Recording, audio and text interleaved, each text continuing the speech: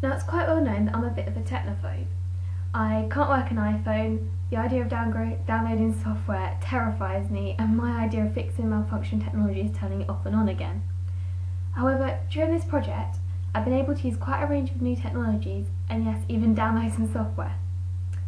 So firstly, I'd like to talk about Movie Maker. I had a small bit of experience with Movie Maker prior to this project, but not a lot.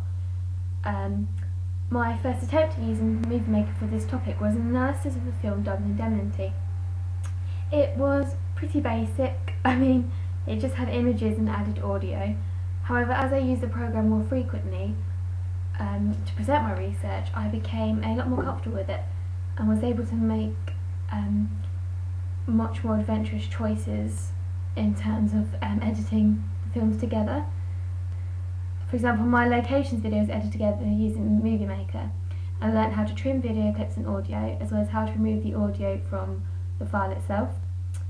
During the process of making my costumes video, I extended this knowledge further and found out how to animate text so that the name could appear on screen rather than having to cut away from the footage to tell the audience the name of the character. So overall, I found Movie Maker to be an excellent software as it's easy to use, user-friendly and perfect for a technophobe like me.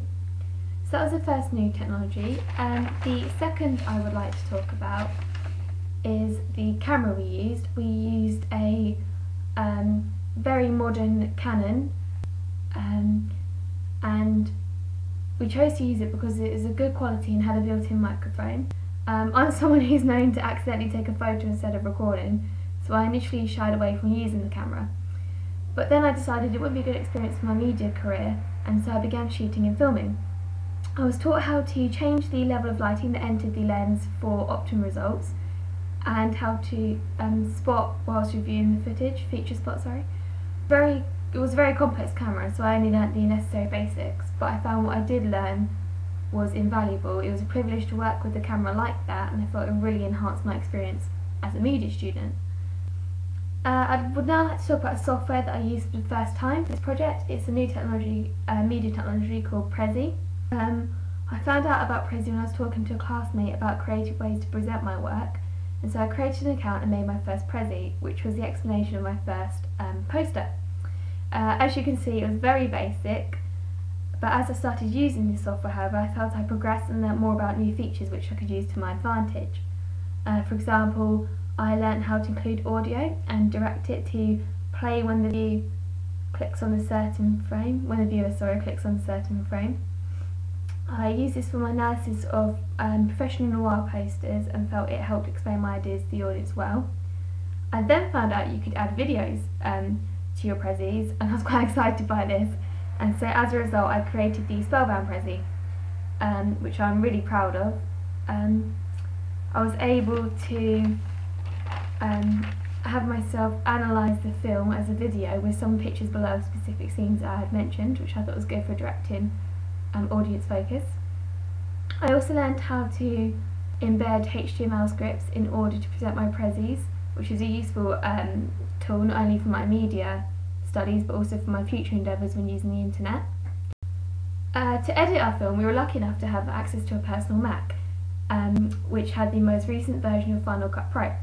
Now, I'm generally very inept at working with Apple technology. I only very recently bought an iPod, so it's quite challenging getting used to the different format and performance style. For example, at first I didn't even know how to exit a window. The owner of the Mac taught me how to navigate it and also how to use Final Cut Pro.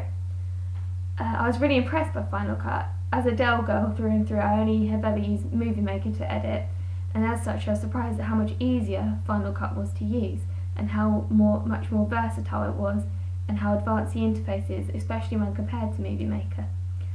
I've learnt how to trim clips and audio, detach audio from clips, change the volume of audio, add audio, change the colouring of the footage, creating and adding fades, making credits, creating titles, adding captions, merging two layers of footage together and changing the opacity of footage.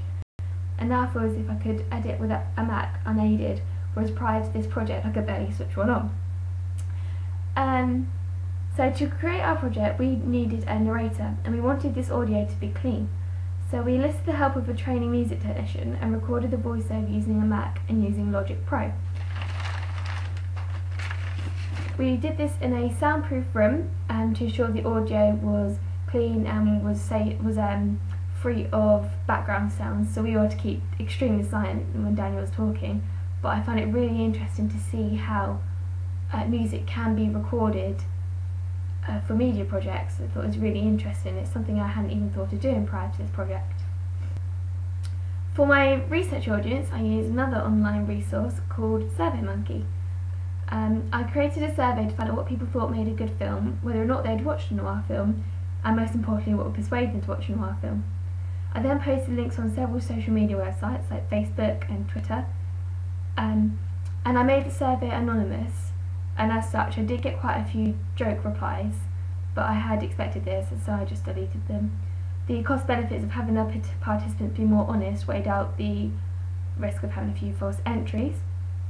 I also used SurveyMonkey as a steer for my audience feedback. I was a little bit concerned that people might feel a bit too nice to criticise our work even though we'd asked them to, particularly as their comment would be associated with their screen name, and which is why I purposely added a comment box to my survey asking the audience to suggest improvements we could make to our films, that we would get positive, helpful criticisms. It was a great new technology because it allows us to target a varied audience, whereas if we'd have just handed out questionnaires about our thing as a screening to fellow pupils, it would have been a biased opportunist sample and would not have been not been as useful to analyse and use. Another new technology I used would be Netflix. I signed up to the 30-day trial and was able to watch some films like Double Indemnity. I also used my computer snipping tool to take screenshots for later analysis. Although it was a bit limited in film choice, Netflix was a good use of new media technology to fully immerse myself in the project and to begin to understand the genre of noir films. I did, however, make sure to cancel my contract before I was charged. Finally, I want to talk about the new technology that I downloaded, which was Photoshop. Now, I had no prior experience with this software, so I must confess I did stare at a startup screen blankly for about 5 minutes. However, using social media like YouTube, I found out how to insert a picture and get started.